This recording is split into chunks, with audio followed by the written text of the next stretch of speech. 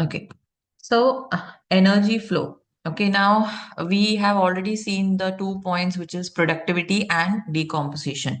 Okay, so now the third component, which is important over here, is the energy flow. So whatever ecosystem we take, okay, whether it's the pond or the land, there will be some kind of energy flow between the producer, consumers, okay, whether they may be the primary, secondary, or whatever. So now what is this energy flow?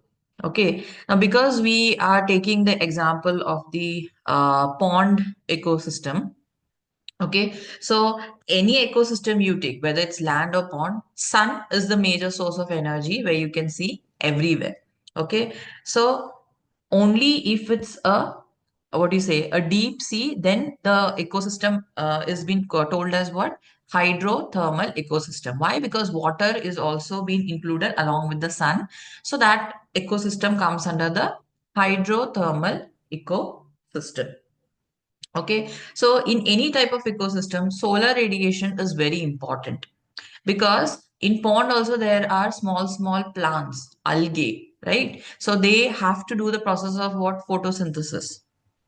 So whatever the aquatic animals or aquatic plants are there, they also depend upon what sun as a source of energy along with the water energy. So when this particular thing happens, it's called as what PAR, that is photosynthetically active radiation. Now, what is this photosynthetically active radiation? Okay, so usually what happens is, because the primary source on Earth is the sun, but in the sea, we also take it as a hydrothermal source. So whatever flow of the solar energy is there, that will be captured by whom? The plants. Okay, and when this through from the plants, it's taken by different organism. So whatever the flow of this particular energy is there of the sun, it is what unidirectional. Okay, so it will go only in one direction. Means what? From the producers it will go to the consumers. It will not be like from the consumers to the producers, right? So that is the reason we have something which is called as what thermodynamics. Okay, so in this ecosystem, it deals with what? The second law of thermodynamics. So what is this second law of thermodynamics? It means they need what? A constant supply of energy to synthesize the molecules, and it helps to counteract the entropy. Entropy is nothing but the heat energy which is there. That's called as what? The entropy. So because whatever the solar energy flows unidirectionally, that is from the producers to consumers, therefore what happens over here is whatever, now we know that one law is there in the thermodynamics, that is the energy can neither be created nor be destroyed, but it just can be transferred or converted from one form to the another form. So whatever the source of solar energy is there, it is being converted from one form to another form. Now what are the forms which you can see over here? First is the solar energy, then it will be converted to what? Chemical energy, right? So from the sun to the chemical energy, it is being converted by whom? The producers. And then when the consumers eat the producers, it will be transferred, whatever that solar chemical energy is, that one. Because this is very important for what? The cells to work. Okay. So here there is an applicability of what? The thermodynamic process. Okay. So overall, this everything is a closed system. Okay. So whatever the heat energy is there, it will just get increased over the time. And for the ecosystem, it is very necessary that constantly the energy should be supplied, so that whatever the processes are there, including the producers as well as consumers, they will be done according to the need. Okay, so in this, two things are there. One is the green plants, which are referred to as the producers, and other one which the animals which consume these producers, that is nothing but the consumers. Okay, so in this, two important points that you have to keep in mind is, one is the energy can neither be created nor be destroyed. It can just be converted from one form to another form. That is one thing. Second thing of the thermodynamics is what? There need to be a constant supply of the energy, so that whatever processes is there, that will be carried out as needful. So only if these two things are there, then only the energy flow concept is there that will work out. So in order for this to work out more rapidly, we have what two things over here. One is the producers, another one is the consumers. Producers are also called as autotrophs because they can prepare their own food. Okay. Whereas consumers, they are called as heterotrophs because they depend upon plants for the food, right? So in different ecosystems, we have what different producers. For example, if you're taking an aquatic ecosystem, what is the producer which we have over here? Phytoplanktons, algae, higher plants, all this comes as a producers. So just when the plants absorb the solar energy, that will be passed to the secondary thing, which is the consumers. Okay.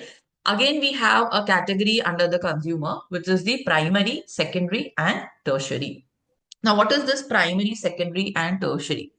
Okay, so primary consumers are nothing but the herbivorous, means they are only going to eat plants. Like we have different mammals, birds, and all those things. Then you have the secondary consumers, which are also called as what? Primary carnivorous. Okay, so sometimes they can also eat plants, sometimes they may also eat small insects or something like that. Then we have what? The tertiary consumers, which is the secondary carnivores. Mostly they will be feeding on what? The meat, which is there. So these are what? The three categories which may come under the consumers.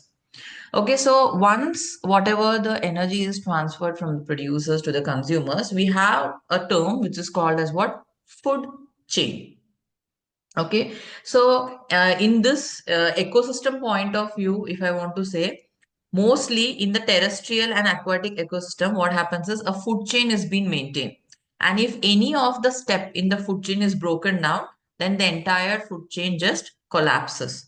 Okay, for example, if plants are not there, then what will happen to the consumers? From where they will get the food? Because not all the organisms can rely on the meat and all those stuff, right? So obviously plants are very important. So either of the one population in that particular ecosystem, if it is means reducing in the population, or if it gets extinct, then the whole food chain which is there, that is disrupted. So basically, what is the food chain? Food chain is nothing but the chain of the feeding relationship between different organisms. Now I think, okay, here it's not there. I'll just,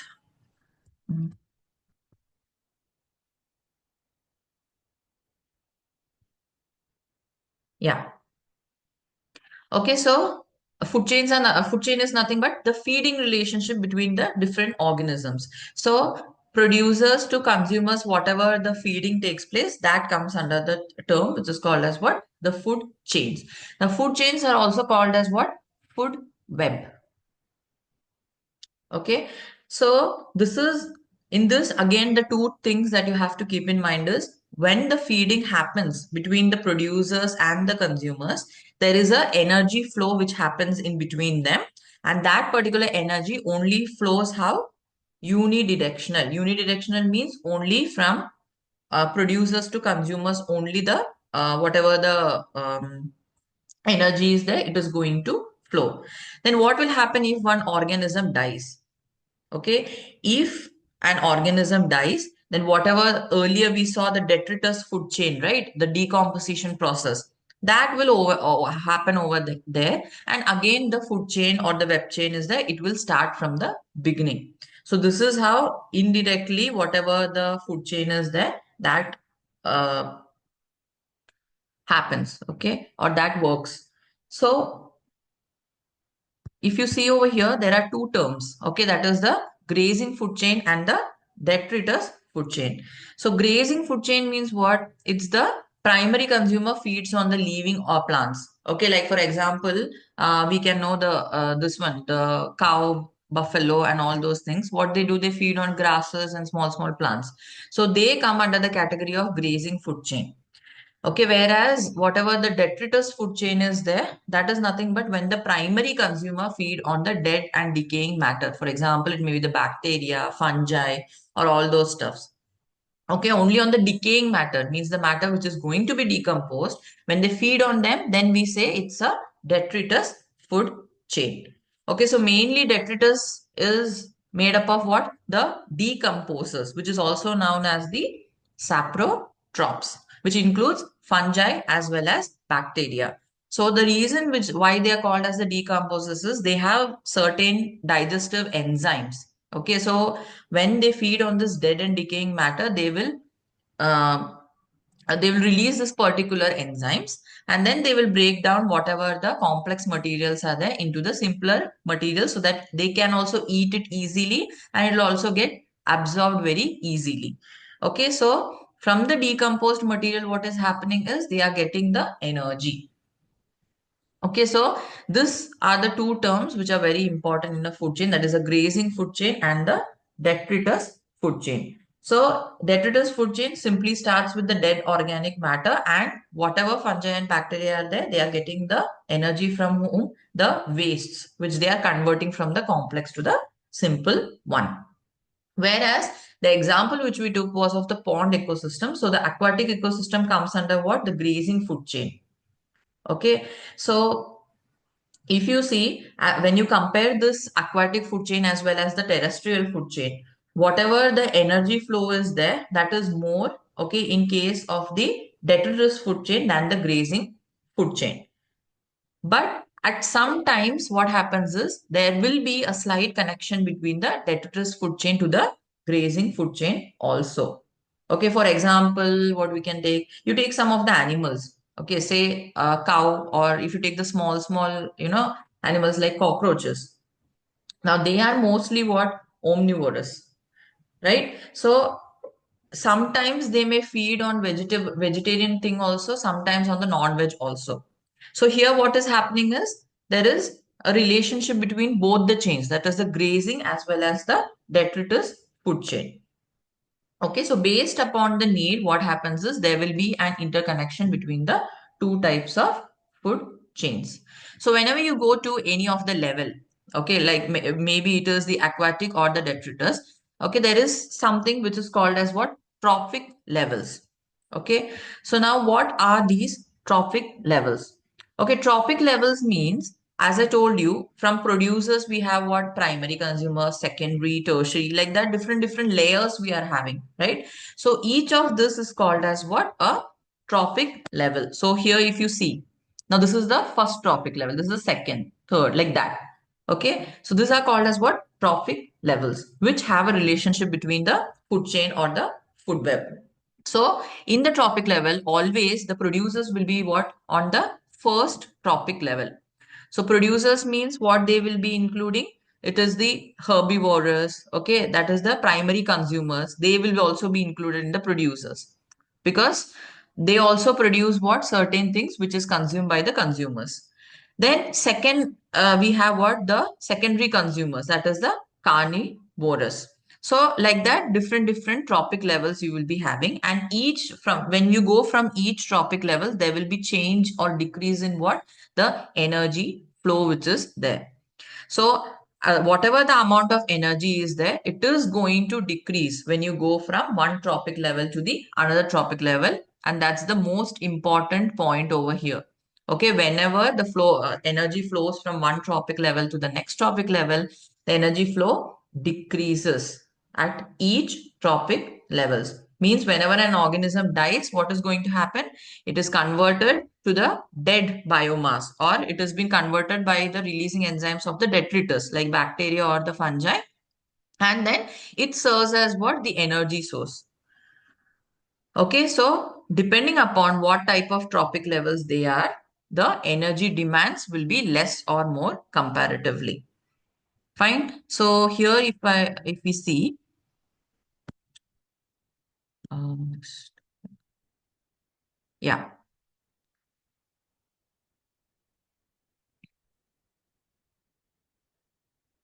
Okay. So now, if we take an example of, say, grazing chain. Okay. So if you're taking a grazing food chain, it is limited to what? Only 10% law. Now, what is this 10% law? Okay. Now, as I told you, when going from first topic level to the last topic level, whatever the energy is there, it just gets decreased. Okay, so that means what? Only 10% of the energy is being transferred from one trophic level to the next tropic level. Means whenever you move, okay, in a food chain to higher tropic levels, it is just going to receive a fraction of the energy which is below it. So I think it's uh, yeah, see. Here you can see this is what now producers, they are the first ones. So 100% energy is there in the plants. But when the primary consumers are eating these plants, they are only getting just 10%. Then we have 1% and then we have 0.1%. Okay, so this is called as what? The 10% law in a food chain. So 10% law means simply what does it mean? It means that only 10% of the energy is transferred from one tropic level to the another tropic level. Means whenever you move from the the higher tropic level which is there, it is just going to receive what? A lower amount of energy as compared to the first tropic level. Okay, so this is called as what? The 10% law, and it's very important law in case of what? The energy flow which takes place. Related to this only, you have something which is called as what? Ecological pyramids. Okay, so what is the ecological pyramid? Now, when you take each of the tropic level, there can be either this particular simple type of pyramid or there can be what? An inverted pyramid. Okay, so depending upon how the energy flow takes place or how much amount of the biomass is being produced, like that, we have three types of pyramids, which is pyramid of number, pyramid of biomass, and pyramid of the energy. Okay, so this pyramid usually shows the relationship between the organism only in terms of what? Food or energy. Okay, so let's see one by one the each category of the pyramid. So first one which you have is what? The pyramid of number.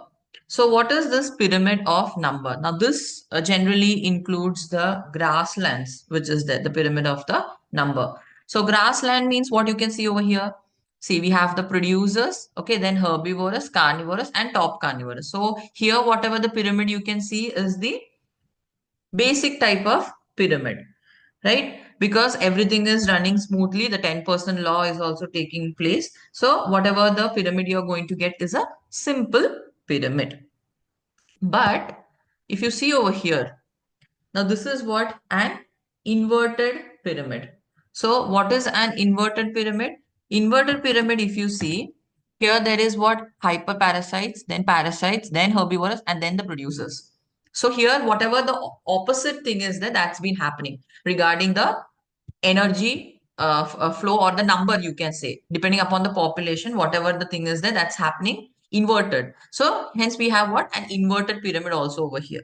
Same in the in case of pyramid of biomass also. So biomass means what? It shows what? Sharp decrease in biomass at higher tropic level. So when you go to the higher tropic level, what is going to happen is the number of biomass, means the product which you're getting over there, that will be what? Decreased as compared to the first tropic level. So if you see over here, producers are there. Producers means grass, plants, and all those stuff. Comes the herbivores who is consuming that producers. So here also, what is happening? The biomass content will be decreased.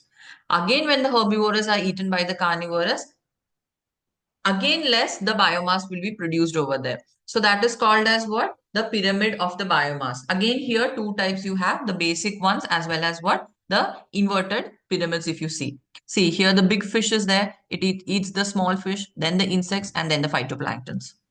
Okay, so just how the organism eats an another organism, depending upon that, we can say whether it's a basic pyramid or an inverted pyramid. Then you have is what? The pyramid of the energy. Okay, so pyramid of the energy, what does it state? That whatever the primary produce, now see, pyramid of energy can never be inverted. That is the important point you have to take in mind. Whatever the biomass as well as the number which we saw, they can be inverted pyramids. But pyramid of energy, they can never be inverted.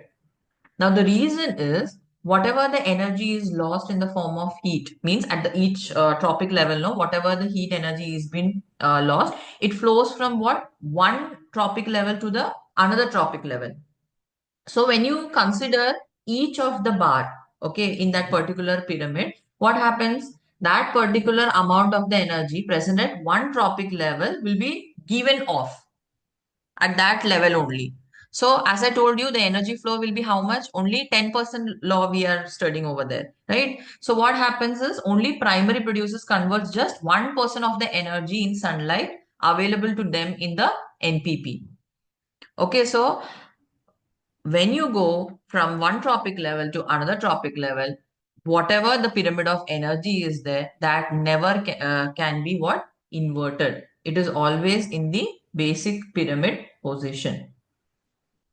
Okay, so this is what? The pyramid of the energy. So if you see here, one example has been given. That is, a sparrow is the primary consumer when it eats the seed, fruits, and the peas. Okay, when it's eating the plants, then we say it's a primary consumer. But it is also considered as a secondary consumer if it eats what? Insect or the worms. Okay, so in most of the ecosystem, whatever the pyramids are there, they are upright. That is, producers are higher in number, okay, biomass as well as energy than the herbivorous. Like that. When it's like that, then it will be what? Upright. Okay, means producers more than that, the biomass, then the energy, then it's upright. But in case of inverted pyramids, what happened? It's for the number and the biomass which are being present. So when it decreases, then we say it is in pyramid amount.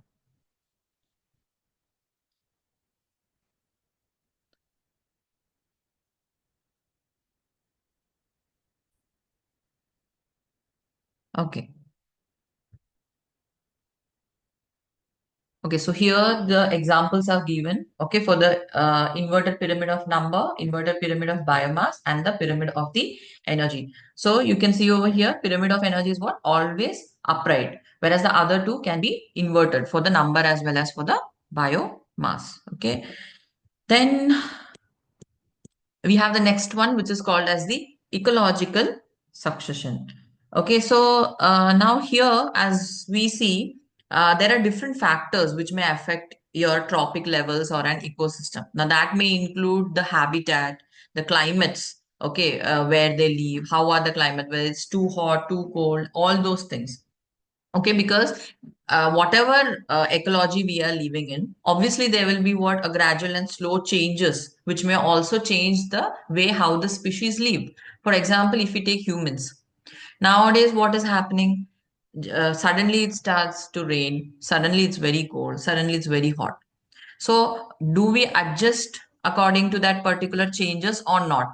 Okay, so that is called as what? Ecological succession. So it all depends upon what? The climatic change and the adaptation of that particular species to the climate or the habitat in which they are leading.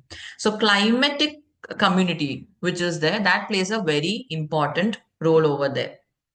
Okay, so suddenly, if you place a particular penguin from that particular Antarctic region to a hot summer thing, will it survive?